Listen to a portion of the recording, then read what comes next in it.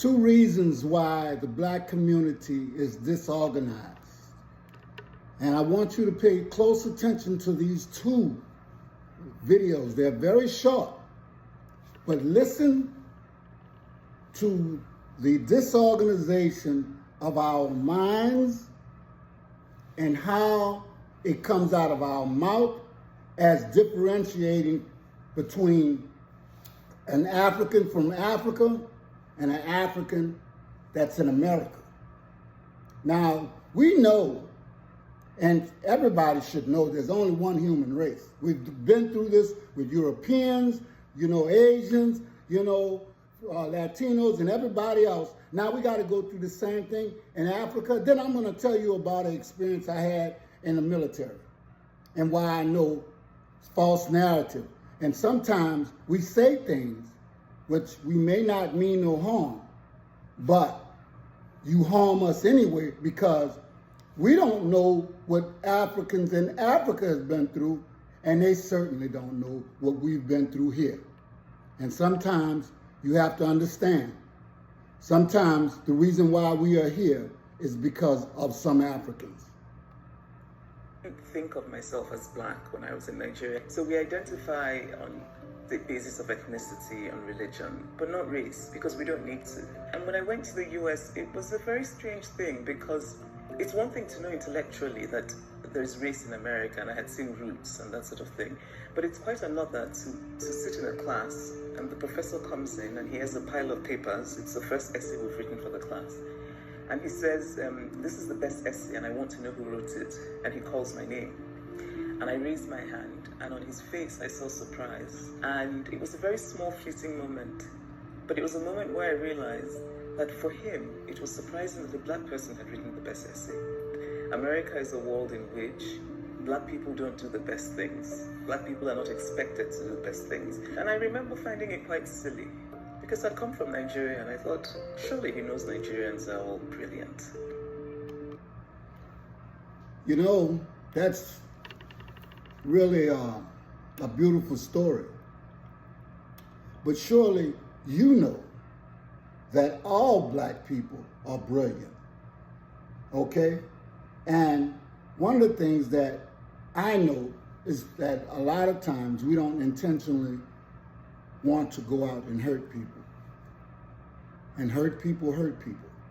I was taken a little aback because I've been watching a young Nigerian author and how she's portrayed herself on TV and in interviews, and I, am still proud of her. I just definitely want to address that last sentence because, you talk about not knowing the difference between, you don't deal with blackness over in Africa.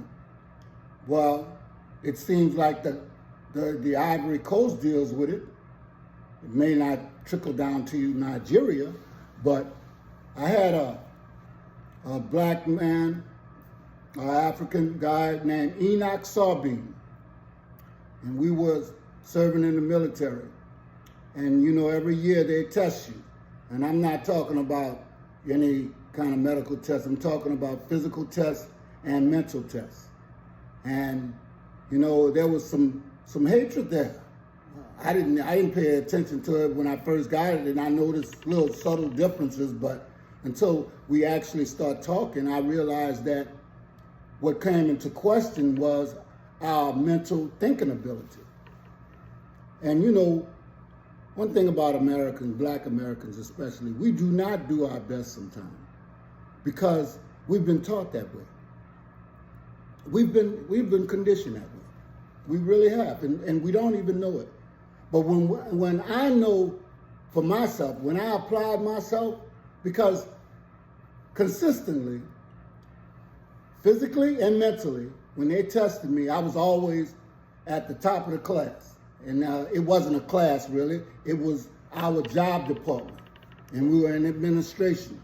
And so, the supervisor calls you in and he talks to you, okay? And they want to discuss, these are two guys. They both got 86. One's European, one is black, okay? and it's the highest score. But it's a problem for some people. I had a situation, and the story that she told was one that if that professor really wanted to know who it was and be professional about it, he would have just called out the names of the people on the paper, and he would have known, you know. But he took it for granted, and he got what he was looking for. Now, here we go again. What's the narrative that we hear about black women? They don't get me? No, they don't like who? Oh, they don't like black women? Well, yeah. The national average for black men who are married, what are they married to? It's got to be black women. Black women at what percentage? Over 85%. But it don't matter though, because once they make money, that's when they go get white women. White women, yeah.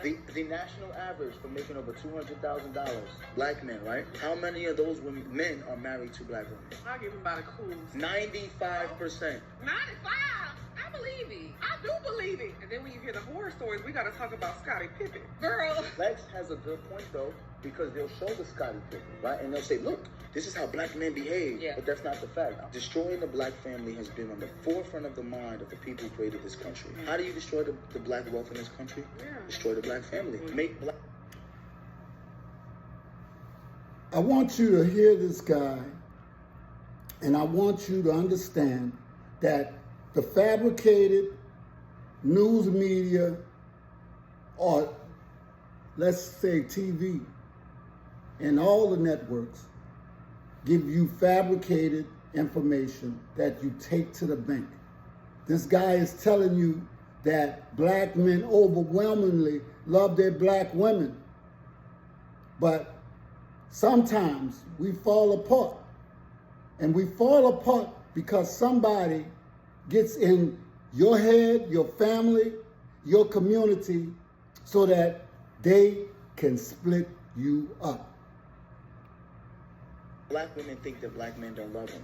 Make black men think that black women don't respect them. That's all a fallacy. It's not true. The older I get, I'm 40 years old now, the more I realize that everything I've learned from mass media, what's the narrative that we hear about black women? I'm over 60, and I certainly love black women. In fact, if it wouldn't have been for black women, a lot of black men wouldn't have had anybody to take care of them. And sometimes we even ran away from our mothers because, you know, there's some men, they have to be brought up by men after a certain age, like 16. We got to learn to go to the school of hard knocks. There's certain things we don't want our mothers to tell us. We love them, and don't you think for a minute we don't. But we've been disrespecting them, and we are wrong, and they've been disrespecting us, and they are wrong. But all of this because of the coyote. The Indian calls it the coyote because he talks with a forked tongue. He comes to you smiling, but before you know it, he rapes your mother, your sisters. He kills everything that comes, you know, within 10 feet of him. And he takes all the land that does not belong to nobody. Indians and Africans and most indigenous people have been living as one with the land in the universe.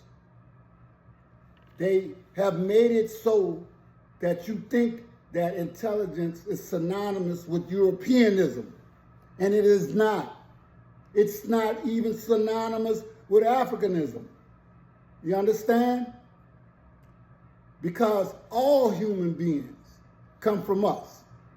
And so therefore, if you want to talk about intelligence, it's synonymous with human beings. But don't ever forget the roots of the tree.